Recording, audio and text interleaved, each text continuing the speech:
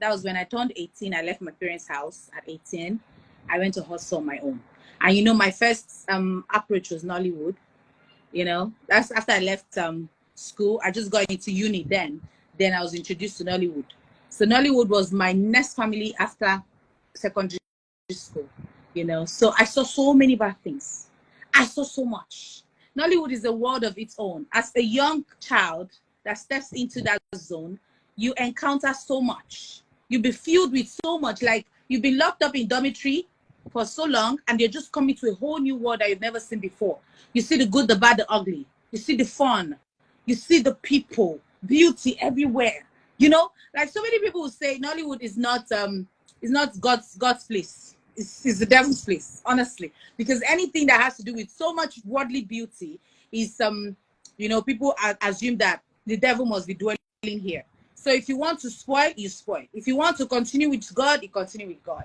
So much happened to me as I carried on with my life till I got to Lagos, started making my own friends, started making my own decisions, got my own house, you know. So I have so many people in my life, and you know, I was doing good as per acting. So I had so much going on in my life. I had so many people in and out of my life, so many friends, so many bad friends, so many good friends. You know, so many things were happening. Then I started to think about life generally. The path that I was towing, was it the right path for me? Because there are things that come with ups and downs of life, disappointments and everything. You will start to ask questions. Why is this thing like this for me? This is not normal. Is this the way it's supposed to be? Why am I having so many attacks? Why am I having so many disappointments? Why is this not going well for me? And this person is having it easy. You understand? You start to ask questions. Peradventure, I thank God before everything, the turnaround in my life, there's this woman of God I met. I don't know how I met that woman. I don't know if it was one of us, because there are so many people who know God in Nollywood as well. So I think it was one actor. I can't remember if it was Diamond or it was someone else that introduced me to that woman of God. So I met her. I started asking her questions. I told her so many things that was going on in my life at that time. And she told me, you know what? Your life is chaos. Chaos. The way I can see spiritually, your life is chaos. You need a lot of people to live your life. I said, how? She said, you have so many people, but you don't have no one. You're alone. You know, all that is going on in your life right now, it's just because of who you are. It's not real. It's not deep. These things are not deep. You understand? So you have to start cleansing. You have to start prayer. You have to go, was it 3 days drastic prayer and fasting? She said that I have to do it. How I will know that this prayer is going to work is when I start to see people live my life for no reason. You understand? That I'll see so many people disappear from my life for no reason. I said, okay, I'm going to do it. And you know then, Nicole, I had the biggest of the girls as my best friends. I had Denny Bubenwabo as my best friend. I had them Empress. I was chilling with the biggest girls in Nollywood back then. You understand? We go to club every minute of the day. In fact, every day, from Monday to Sunday, we're in the club. Me and Ugu girl, I don't know what thing they go club go do, apart from dancing. You get? Other people get things they go do for the club. When me, I don't follow, they do. So that life wasn't the life that I was seeing in my near future. That wasn't my destiny. I knew something was missing. So I said, okay, I'll go on this fasting and prayer. Let me see really if this woman is genuine. You know, so and one thing I was doing then, I was smoking then. I used to be a smoker. I smoked for like 1 year of my life, you know, complete 1 year, back, you know, complete January to December. I smoked. That's the only time I ever smoked in my life. So I was in deep shits. To me, I was in deep shits. I used to drink alcohol, you know. So that club life will introduce you to so many bad things in your life. So I needed cleansing. So when I started that prayer like today, did the first day, did the night, did the midnight prayers and everything. The second day, on the morning of the third day, the PA that was working for me at that time, the girl that was working for me, I love that girl so much. She was living in my house with me. She just woke up in the morning and knocked on my door that she's going.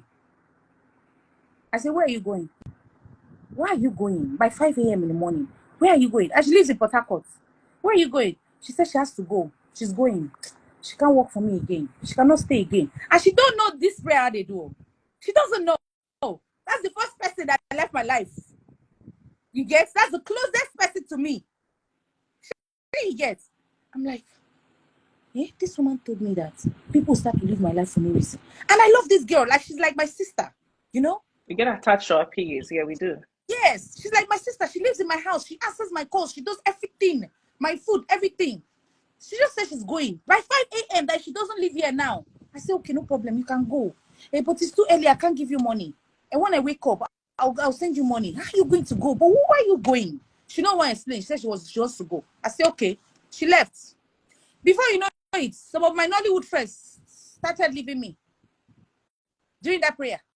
The ones that are closest to me, the ones that are very close to me, started having issues with me for no reason.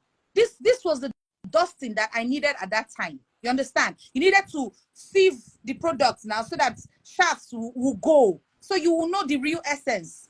And that woman told me that the ones that stay after that prayer mean well for me.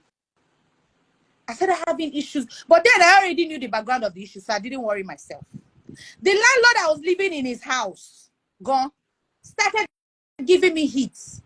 On the second day of that prayer, he came to warn me outside. He said, what am I even doing? That a young girl like me, I have a bright future. That I have a bright star. But that this God, every day I'm calling on this God. I'm disturbing them in this house every night. That this God is not going to save me when trouble comes from you. He said that to you. He said that to me, face to face. I said, what do you mean? He said, no, now, small children like you don't used to hear.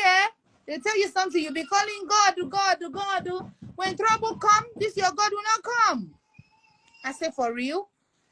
Because I already now knew the word, I said to him, be mindful what you say, because the God that I serve answered by fire. And this God, now, if I call him now, Ogala Lord, this God go show. Don't try my God. He said, let me take you to where everything will be okay. You are a young girl, you're driving 2 cars, you're living in flats. This one. I said, no, don't worry, sir. As I know, after that man, I slept. On the 3rd day night, Nicole, on the 3rd day night, after my midnight prayer, and then during that prayer, when that prayer started, after the 1st day, I started having like heart problem. It was so much for me. I don't understand that kind of prayer. I've never done that kind of drastic prayer before in my life. I started feeling like I was going to have a heart attack any minute of the day. Do you understand? So that night, the third day night, I slept after praying. My heart was really so bad. I couldn't breathe. And you know, I have asthma. So I couldn't breathe. I held my Bible close to my heart. I slept on the floor of my parlor. I didn't go to my bedroom to sleep. I slept on the living room. I just slept with my Bible like this, close to my heart, because I felt like something was going on and I don't know what it is. And in these 3 days, so much happened there. You see that cigarette while they smoke? I don't remember that cigar again till the 4th day. So many things turn around that I know that God is alive. So when I now slept with my Bible, the next thing in the morning, I woke up. I woke up in the morning. My whole house was chaos. I opened my eye. Everywhere was scattered. All my furniture scattered. I said, what happened? And I slept in the middle on the floor. I said, who scattered my house? And I'm a very clean person. Very clean and precise person. So you get? I said, who scattered my house? I called my sister. Oluchi, my elder sister, she lives with me then. She came out. Her bedroom safe was scattered. I went to my room. My bedroom was scattered. What happened to me in the night? I don't know. Because I don't know what happened to me. I don't know who came into my house. I don't know. So I went inside my bedroom. I started looking for my things. My phone was just beside me here like this. I don't see them again. I went to my bedroom, my laptop, I don't see them again. My television, I don't see them. I was robbed in the middle of my sleep. I was robbed. Armed robbers came into my house and I didn't know. I just held my Bible. I was sleeping on the floor.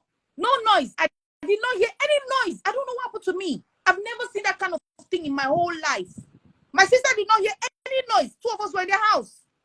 They ransacked my house, break my burglary. You see my burglary like This be like real white lion. Fear. I did not hear any noise. Hey! I said, God, what kind of thing is this? What happened to me? I now went outside. I was shouting. I was almost like a mad woman. I was shouting. I don't know what happened to me. What happened to me? I now started seeing my things. I see my spoon outside. My spoon from my kitchen. I said, this is my spoon. I now started tracing it. I see my handbag on the floor. My handbag. My personal handbag. So my people have heard what Uche Ogbodo said about her life. Growing up as a young lady, life wasn't easy for her. And she started this Nollywood industry as a younger age. And Nollywood industry is a place you will go. You see life, you see up, you see down. And it's less for you to choose the one you want. Yes, I have seen pastor there, I have seen evangelist there, and I have seen other, like you are free to choose the life you want to live. So guys, I don't know, what do you think about what she said? Nollywood, I have told you, is very strong. You have to build yourself before you enter there. You have to build yourself. So I want to know your thought in the comment section about what she said. Why growing up, she started at 18, guys. So I want to know your